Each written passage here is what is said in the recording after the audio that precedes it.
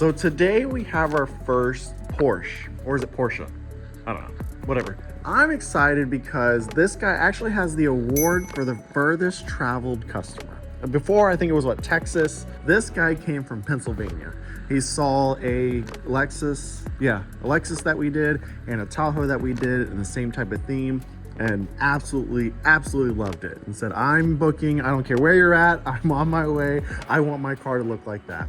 This is gonna be cool. Now we're gonna do a few different things. He wants, you know, a bunch of the accents, black wheels, calipers to match the paint, this part white, this part, I mean, it just in and odd stuff.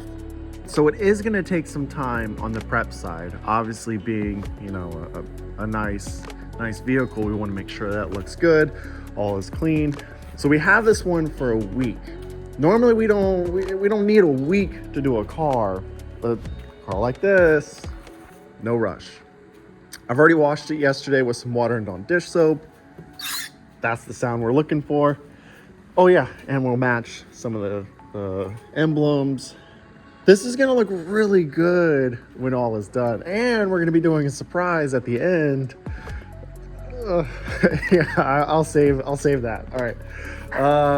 After that, we're gonna do some masking, probably spend a couple hours doing that, probably all day actually. Then we'll do the final wipe down and have some fun. So this will be our third time doing this type of theme. So we learned a lot on the first one. We learned a ton on the second one. This one's gonna be a home run. I'm hella excited. All right, you already know. Let's get to work.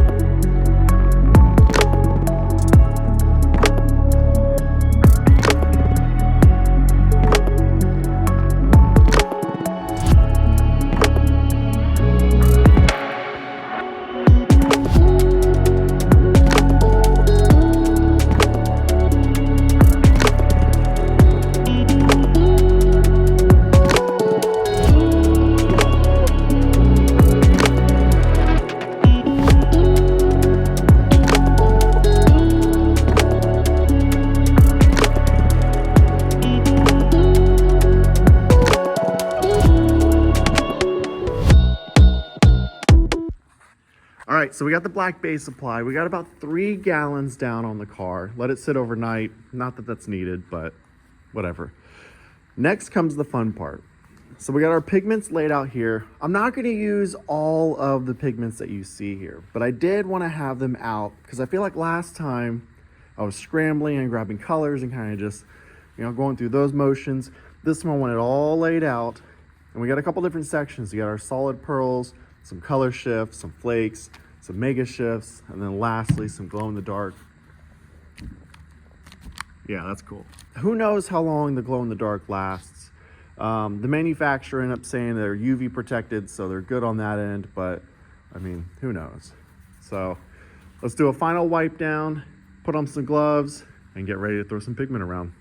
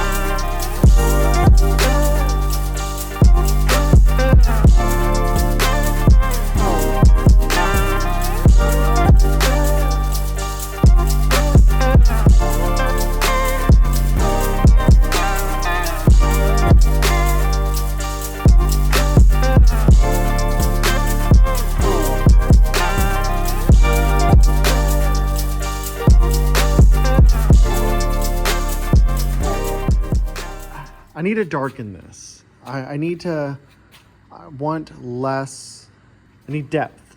That's what I need. Everything's just on the top right now. Ignoring the you know, obviously trash and pigment, not, you know, just the finish. Looking at the color, I sprayed this about 4, maybe 5 hours ago, so it's dried to the touch, but not workable yet. Everything's on the top. All of the pigment is on the top. This is nice, but it even this needs more depth. So this is good. That black right here, but when you get up here, it's almost a little too much. It's only because everything fell to the top. So you almost gotta like work your way down. Work down, up. Working up, down doesn't, only because all the pigment's still. Yeah, so here is some black pigment that I just poured on just now. I guess it's kind of black, silverish.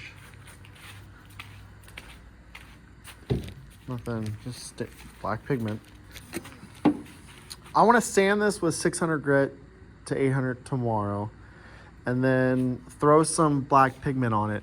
This is nice, but it's still too much on the top. So I gotta figure out a way to add black into this. I could airbrush it and learn that overnight. Adding a little bit of black tint into the clear coat just to kind of give it a little bit less surface, you know, and more depth. Or do what I just did before, but do it on clear coat and then spray a nice even coat over it. But first we have to sand it, like I said. Get it all sexy smooth, then throw the pigment on and then clear coat it again. And we may have to sand it again and re-clear it. Only because throwing more pigment on, I'm probably gonna get some like this stuff. Right here, see the gritty? That's probably just pigment, and that was just a test. I like it, I do, but I need depth.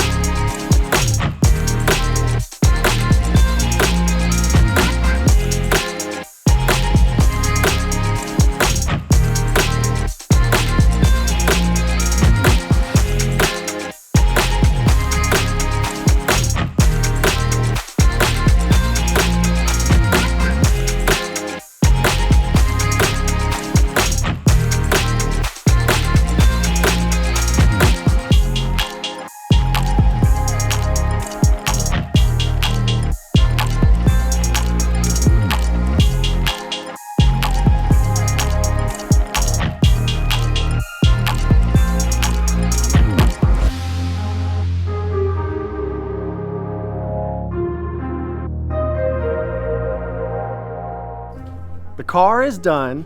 We just sprayed it a couple hours ago. We'll let it sit, do its thing. I mean, it's dry to the touch, but I don't want to, you know, force it and push it. So, yeah. This one came out good. We learned a lot. We really did. I feel like we learn it on every Galaxy project. We learn a lot. And this one, we actually used an airbrush, a wireless airbrush gun. So that was our first time messing with airbrush. Not too bad. I dig it. Again, we learned a lot. Like, more is not always better. Less is better, actually. Less is a lot better in this scenario. So I dig it. This one, I guess it's the added pressure that we had. This guy contacted us. He's from Pennsylvania, and he said, hey, besides doing a Galaxy theme, I want to also do a little something extra for my girlfriend. I want to propose while I'm there. So he had this whole, he wants the car on water. You know how difficult it is, A, to find a place in Florida, in Jacksonville, Florida, surprisingly, where you can park your car on water. B, being able to park a Porsche on water and be able to get, or on sand and be able to get out. That was a struggle in itself. So we did find a couple other good locations, but we did narrow it down to one. So I'm excited for this, kind of behind the scenes planning and organizing and stuff like that. So he hasn't seen it yet. We haven't sent him any teasers. He'll be here tomorrow at 11 o'clock a.m. and then we're off to the road and start the proposal. So first we'll let this sit for a couple hours, then we'll unmask it, put everything back together, and pull this bad boy outside. All right.